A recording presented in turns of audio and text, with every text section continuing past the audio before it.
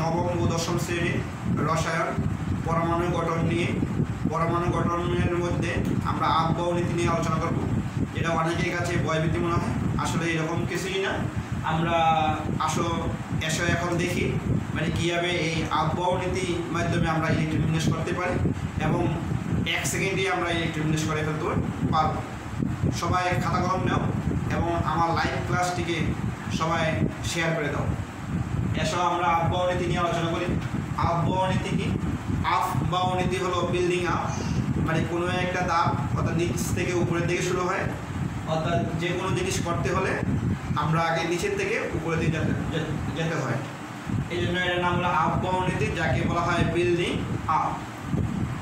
আসলে আমরা আজকে আফবাও নীতিকে কীভাবে সহজ করা যায় সেটা নিয়ে আলোচনা করি। এখন আমরা এই আফবাও নীতি, আমরা প্রথম কাজটা হলো আফবাও নীতি। আফবাও নীতি 1s 2s 2p 3s 3p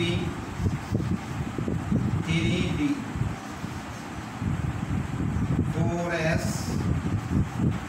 4p 4d 4f 5s 5p 5d 5f 6s 6p 6d 7s 7p 8s। আমরা প্রথমে এটাকে এভাবে করব, তারপরে এভাবে চিহ্ন দিব, তারপরে দিব এভাবে, তারপরে এভাবে। দেখো আমরা কিভাবে দিলাম।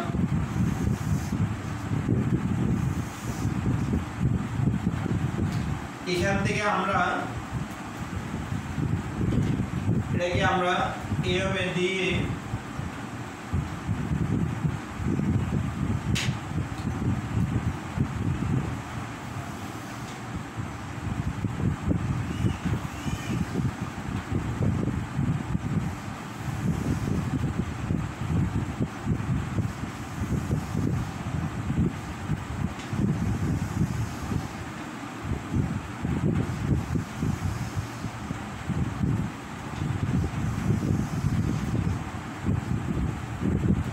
যদি এটা ক্রম লিখি, ক্রমটা আমরা এইভাবে লিখতে পারি 1s 2s 2p 3s 3p 3d 3p 4s।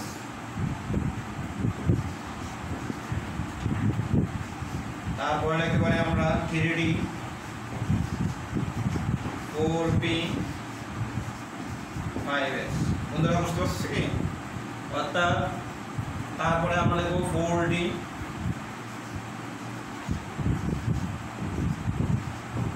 5p 6s।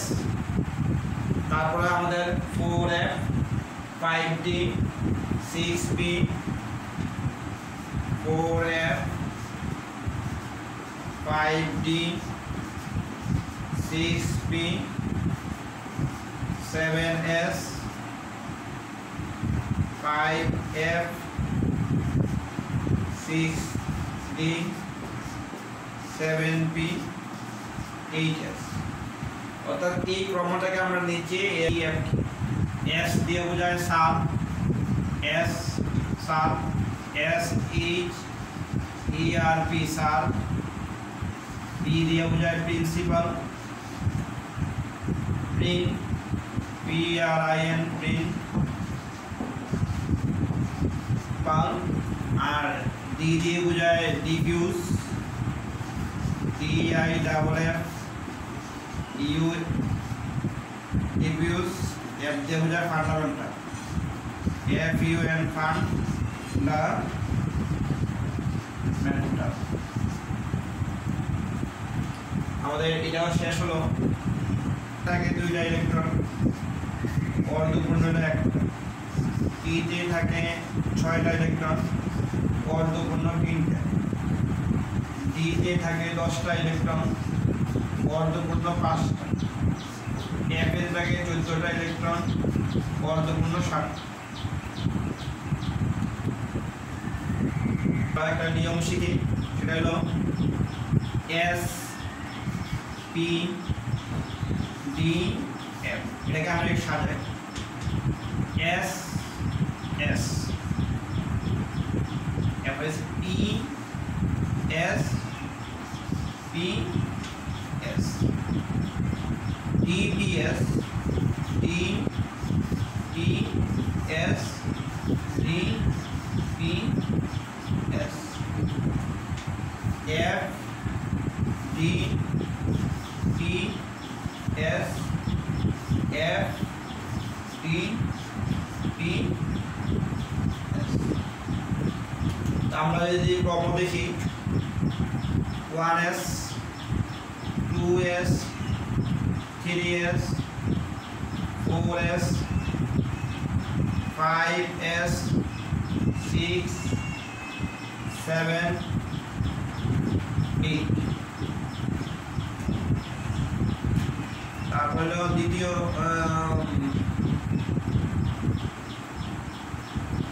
2p 3p 4p 5p 6p 7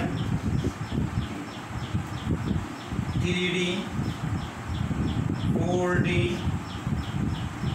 5d 6 4f 5। এরা দিয়ে আমরা সহজেই ইলেকট্রন বিন্যাস করতে পারি। আমরা যদি ক্রোমিয়ামের ইলেকট্রন বিন্যাস দেখি, chromium 24, ক্রোমিয়ামের 24 1s 2s 2p 3s 3p 4s 2 4 6 12 18 18 এবং 3d 18। এখানে যদি 2টা দেই, এসে 2টা থাকে 18 19 20, আর এখানে থাকবে 4টা। কিন্তু ডি অরবিটালে অর্ধপূর্ণ হলো 5টা, বা ডি এ দিয়ে দেব 5টা, এসে দিব 2টা, এসে দিব 1টা, এসে দিব 1টা। এটা হলো ব্যতিক্রম। অর্থাৎ এস অরবিটাল থাকার কথা ছিল 2টা, কিন্তু আছে 1টা। এস এবং ডি কেন একটা চলে গেল, এটা ব্যাখ্যা আছে পরবর্তী ক্লাসে আমরা জানিয়ে দেব। তারপরে যদি আমরা কপারটা করি, copper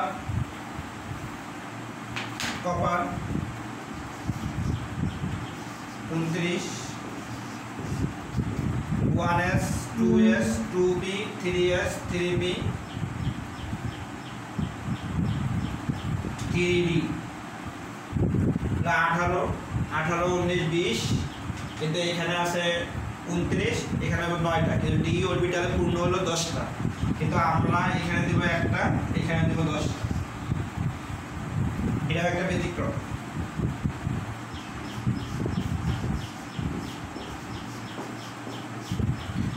One s 2s 2p 3s serial 3p 4s 3d 4p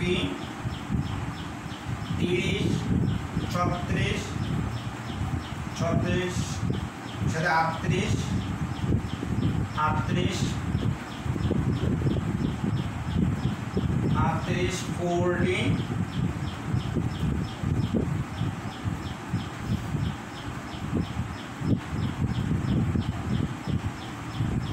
এখানে যদি আমরা 1s 2s 2p 3s 3p 4s, এখানে হলো 18 19 20 30 36 38 38 আর 10 48, এখানে হবে 1টা।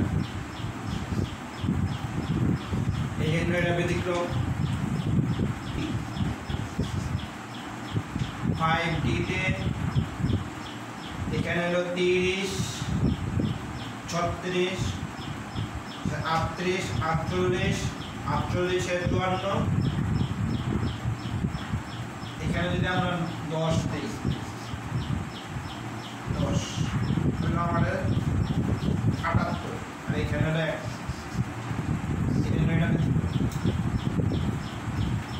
ধন্যবাদ সবাইকে। পরবর্তীতে আমরা আরো সুন্দর সুন্দর ভিডিও নিয়ে আসবো।